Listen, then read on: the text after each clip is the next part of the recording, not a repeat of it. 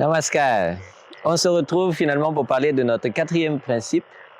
Quatrième principe s'appelle Brahmacharya.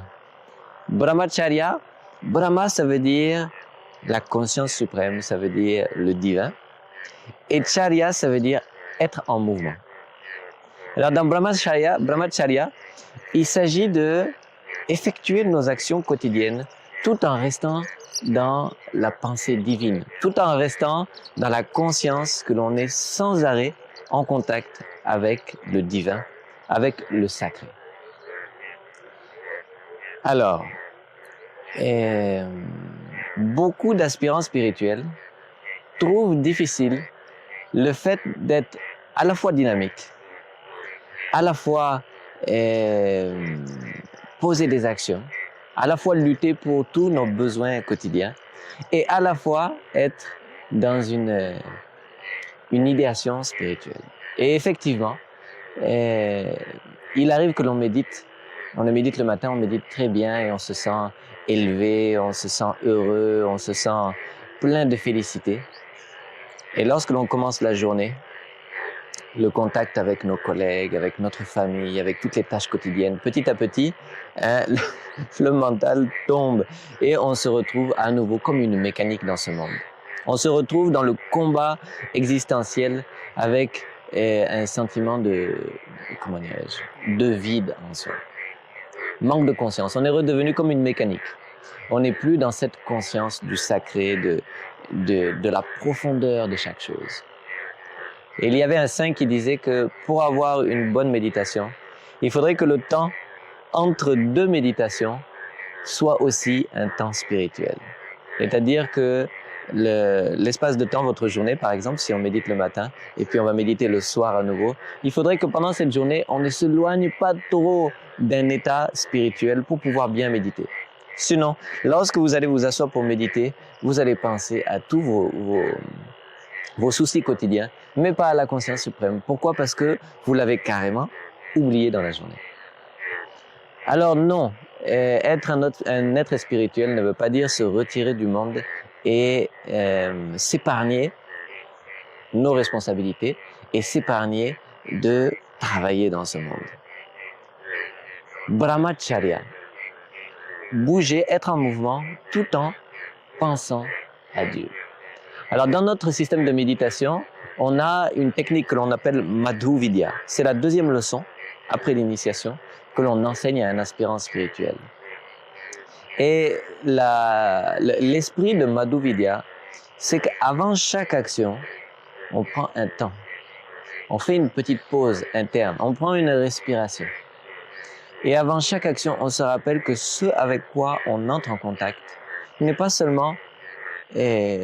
pas seulement des personnes, des choses physiques, mais sont la manifestation même du divin, sont l'incarnation du sacré.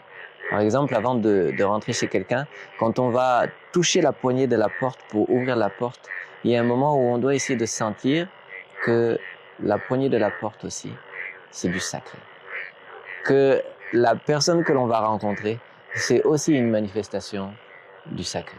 Et donc, il y a un temps pour se remémorer la réalité essentielle de ce que sont les choses.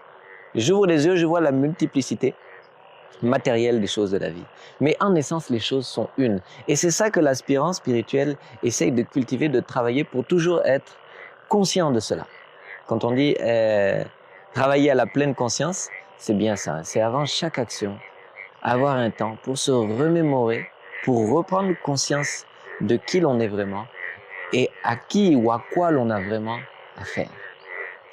Et c'est très très beau. Madhu Vidya, ça veut dire la connaissance de miel. C'est-à-dire lorsque vous arrivez à vivre avec ce sentiment du sacré à chaque instant, votre vie devient tellement intéressante, tellement profonde, tellement pleine de sens. Pourquoi? Parce qu'on a toujours finalement affaire à la même entité.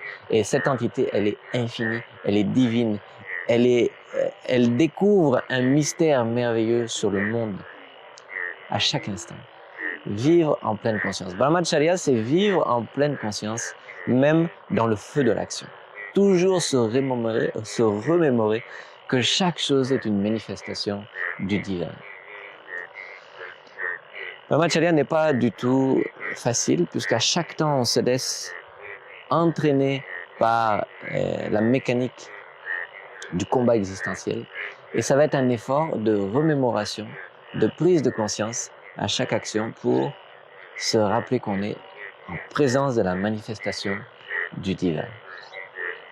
Alors vraiment, je vous conseille d'essayer de prendre ces multiples pauses au cours de la journée pour cette idéation, de prendre conscience que non, je suis en contact avec le sacré, je suis en contact avec le divin.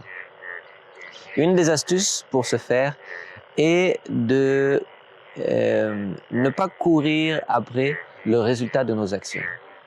C'est-à-dire que de façon naturelle, de façon instinctive, quand on commence un travail, c'est en vue d'accomplir une certaine action, donc en vue du résultat de notre action. Mais pour l'aspirant spirituel, il va y avoir un effort pour se détacher des résultats de notre action et se concentrer plutôt sur l'action elle-même, sur notre état d'esprit, notre état de conscience au moment de l'exécution de l'action. Et lorsque vous exécutez votre action avec conscience, avec amour, vous allez voir que facilement, on abandonne les résultats de nos actions aux mains du divin. Pourquoi? Parce qu'on est déjà satisfait. On est déjà absorbé dans l'action même, dans la qualité de l'action que l'on pose. Et cette satisfaction d'y mettre tout notre cœur, d'y mettre toute notre conscience, fait que facilement les résultats ne sont plus aussi importants. Et en fait, il se trouve que lorsque vous effectuez l'action avec un état d'esprit parfait, entre guillemets, un état d'esprit conscient, vous allez voir que de toute façon, les résultats de votre action seront bénéfiques.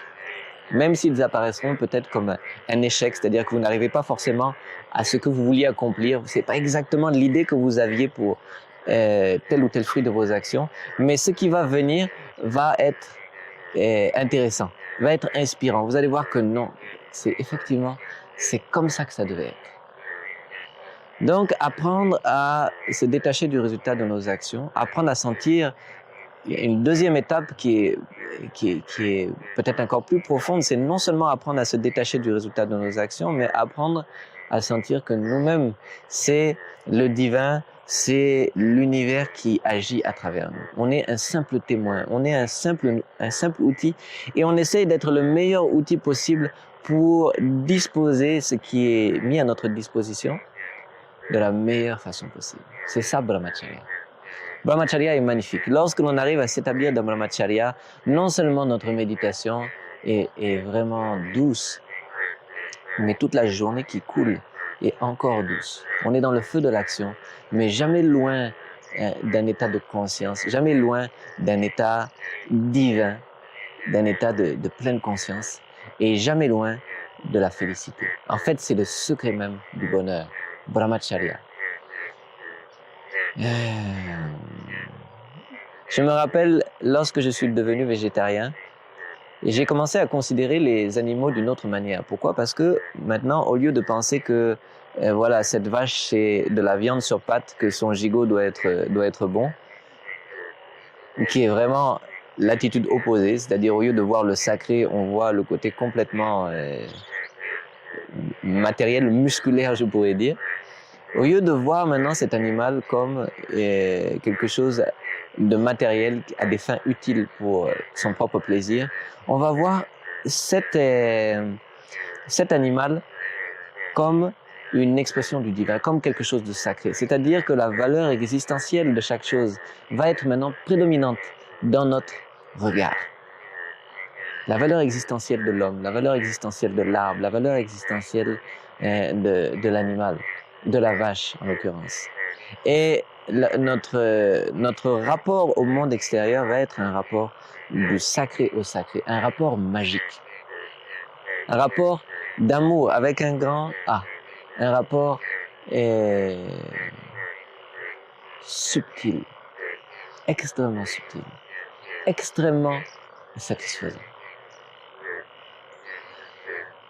Brahmacharya n'est pas une pratique facile. Essayez de vraiment vous habituer à à prendre des pauses dans la journée. En tout cas au début, prenez des pauses le plus régulièrement possible. Reprenez une respiration et remémorez-vous du caractère sacré de toute chose. Et cultivez votre divinité et cultivez votre regard, la divinité de votre regard ou le sacré de votre regard, la subtilité de votre regard sur les choses de ce monde. Bon courage pour la pratique de Brahmacharya et on se retrouve très bientôt pour le prochain principe. Merci, namaskar.